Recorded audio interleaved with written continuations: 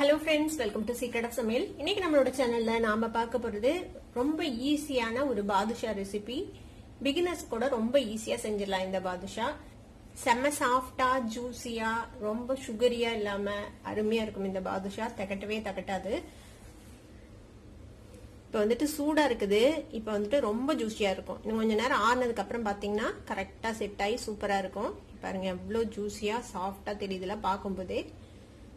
சாப்பிட்டீங்கன்னா வாயில் அப்படியே கரைஞ்சு போயிடும். அருமையா இருக்கும் இந்த பாதுஷா. சரி வாங்க டிலே பண்ணாம சூப்பரான இந்த பாதுஷா எப்படி செய்யலாம்னு பார்க்கலாம். ஒரு மிக்சிங் பவுல் எடுத்துக்கோங்க. இதுல வந்துட்டு ஒரு 1/4 கப் அளவுக்கு நெய் சேர்த்திக்கலாம். நெய்க்கு பதிலா நீங்க வந்துட்டு வெண்ணெய் சேர்த்தலாம், இல்ல டால்டா சேர்த்தலாம். பொதுவா கடைகள்ல வந்துட்டு டால்டா போட்டுதான் செய்வாங்க.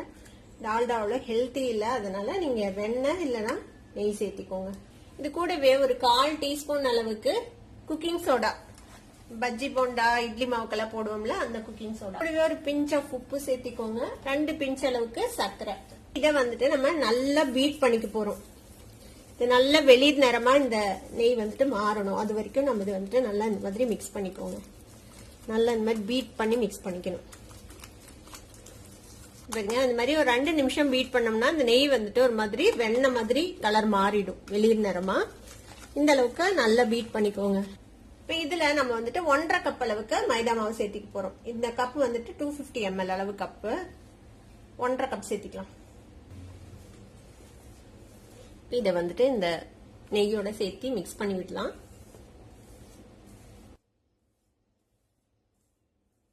இது கூட ஒரு 1/4 கப் அளவுக்கு தயிர் சேர்த்திக்கலாம். புளிப்பில்லாத ஃப்ரெஷ்ஷான தயிர். எந்த கப்ல அளக்குறீங்களோ அந்த கப்லயே எல்லாத்தையும் அளந்து போட்டுக்கோங்க. நீங்க இதையே வந்துட்டு கம்மியாவும் செய்யலாம், அதிகமாவும் செய்யலாம். உங்களுக்கு தேவைக்கு தக்க அளவு மட்டும் ஒரே கப் மெயின்டைன் பண்ணி அந்த கப்லயே அளவு பண்ணி எடுத்துக்கோங்க எல்லாத்துக்கும். இப்போ இது கூட இன்னும் கொஞ்சம் தண்ணி தேவைப்பட்டதுன்னா சேர்த்து நீங்க மிக்ஸ் பண்ணிக்கலாம். தண்ணி சேர்த்து மிக்ஸ் பண்ணலாம், இல்ல பால் கூட நீங்க வந்துட்டு சேர்த்திக்கலாம். இன்னும் கொஞ்சம் தண்ணி சேர்த்திக்கிறேன். இதுல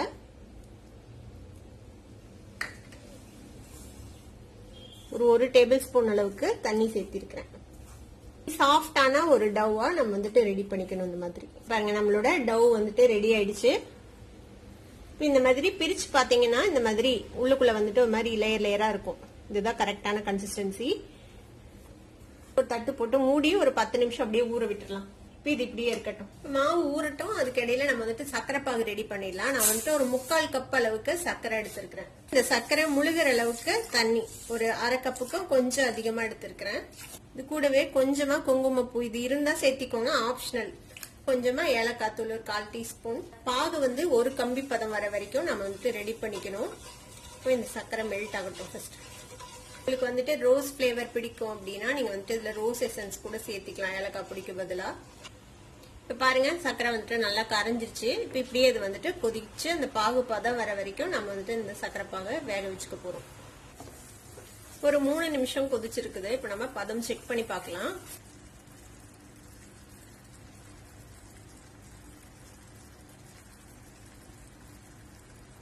பாருங்க இது வந்து 1/2 கம்பி பதம். இன்னும் ஒரு நிமிஷம் நம்ம விட்டோம்னா நம்மளோட பதம் ரெடி ஆயிடும். ரொம்ப நேரம் விட்டுட்டீங்கன்னா மேல வந்து பாதுஷா மேல ஒரு மாதிரி பூத்து நிறைய சர்க்கரை கோட்டான மாதிரி ஆயிடும். அந்த மாதிரி இருந்தா நல்லா இருக்காது. பாதுஷால ஓவர் சுகரியா இருக்கும். அந்த மாதிரி இருந்துச்சுன்னா உங்களுக்கு இந்த ஸ்டேஜ் போதும்னா இந்த அளவுல கூட நீங்க நிறுத்திக்கலாம். ஜஸ்ட் ஒரு லைட்டா ஒரு கோட்டிங்கோட இருக்கும் நம்மளோட பாதுஷா. ஒரு கம்பி பதம் வந்துருச்சு. நம்ம அடுப்பு ஆஃப் பண்ணிடலாம். அடுப்பு அணைச்சிட்டு இதுல வந்துட்டு ஒரு 4-5 டிராப் எலுமிச்சம்பழம் சாறு பிழிஞ்சு விடுங்க. இது வந்துட்டு இந்த சுகர் சிரப் வந்து கெட்டி ஆகாம கிறிஸ்டலைஸ் ஆகாம இருக்கிறதுக்கு ஹெல்ப் பண்ணும். இதையும் சேர்த்து நல்லா மிக்ஸ் பண்ணி விட்டாச்சு. நம்ம பாதுஷாவை பொரிச்சு இதுக்குள்ள போடும்போது பாகு வந்து கொஞ்சம் சூடா இருக்கணும். நம்ம அப்ப வந்து திரும்பவும் அடுப்புல வச்சு லைட்டா சூடு பண்ணிட்டு நம்ம போட்டுக்கலாம். இப்ப நம்ம கலந்து வச்ச இந்த பாதுஷா மாவு வந்துட்டு ஒரு 10 நிமிஷம் ஊறி இருக்கு. இப்ப இதை வந்துட்டு நம்ம தேவையான சைஸ்ல எடுத்து நம்ம வந்துட்டு பாதுஷாக்கு உருட்டிக்க போறோம். நீங்க குட்டி குட்டி பாதுஷாவா செய்யலாம், இல்ல கொஞ்சம் பெரிய பாதுஷா வேணாலும் செய்யலாம், உங்களுக்கு தேவையான மாதிரி. இதுல லைட்டா கிராக்ஸ் இருக்கதான் செய்யும் இந்த மாவுல.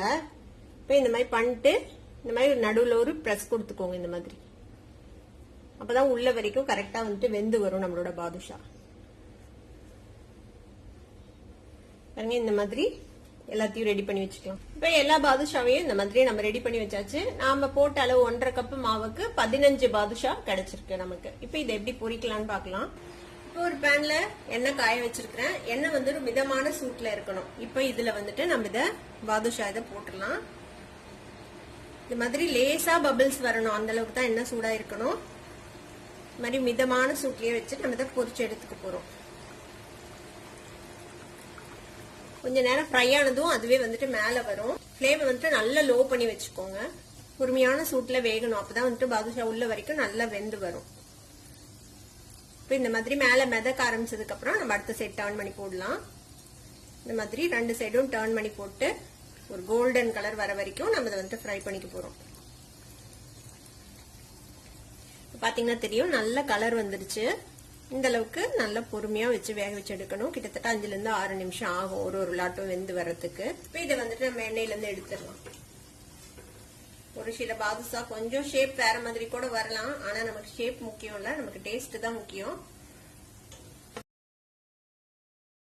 பாக வந்துட்டு திருப்பியும் நான் சூடு பண்ணி வச்சிருக்கிறேன். இப்ப இதுல நம்ம ரெடி பண்ணி வச்சிருக்கிற இந்த பாதுஷாஸ் இருக்குல்ல, அதை வந்துட்டு இதுல போட்டு ஊற வச்சுக்க போறோம். ஒரு 2-3 நிமிஷம் ஊற வச்சா போதும், அதுக்குள்ளேயே நல்லா ஊறிடும். இது வந்துட்டு இந்த மாதிரி நல்லா டர்ன் பண்ணி சோக்காக விடுங்க. ஒரு 2-3 நிமிஷம் நல்லா சோக் ஆகட்டும். இதுல வந்து பாதுஷாவும் சூடா இருக்குது, நம்மளோட ஜீராவும் சூடா தான் இருக்கு.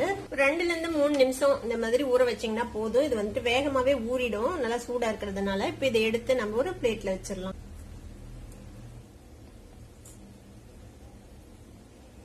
இதுதான் கொஞ்சம் டி ஷேப்பா வந்த பாதுஷா.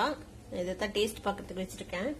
இது மாதிரியே நம்ம எல்லா பாதுஷாவையும் ரெடி பண்ணிக்கலாம். இப்ப நம்மளோட பாதுஷா ரெடி ஆயிடுச்சு. இதுல வந்துட்டு மேல டெக்கரேஷனுக்கு நீங்க உங்களுக்கு என்ன பிடிக்குமோ அது வைக்கலாம்.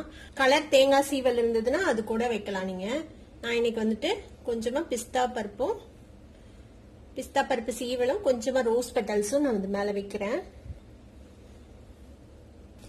பாருங்க எவ்வளவு சூப்பரா நம்மளோட பாதுஷா ரெடி ஆயிடுச்சு. ரொம்ப ரொம்ப சிம்பிளா யாரு வேணா செய்யக்கூடிய ஒரு ரெசிபி. கண்டிப்பா ட்ரை பண்ணி பாருங்க. ட்ரை பண்ணி பார்த்துட்டு எப்படி இருந்தது அப்படின்னு எனக்கு கமெண்ட்ஸ்ல ஃபீட்பேக் கொடுங்க. இந்த வீடியோ உங்களுக்கு பிடிச்சிருந்ததுன்னா சப்ஸ்கிரைப் பண்ணுங்க, பக்கத்துல இருக்கிற பெல் ஐகானை கிளிக் பண்ணுங்க. அப்பதான் ஃபியூச்சர் நோட்டிபிகேஷன்ஸ் உங்களுக்கு உடனே வந்து சேரும்.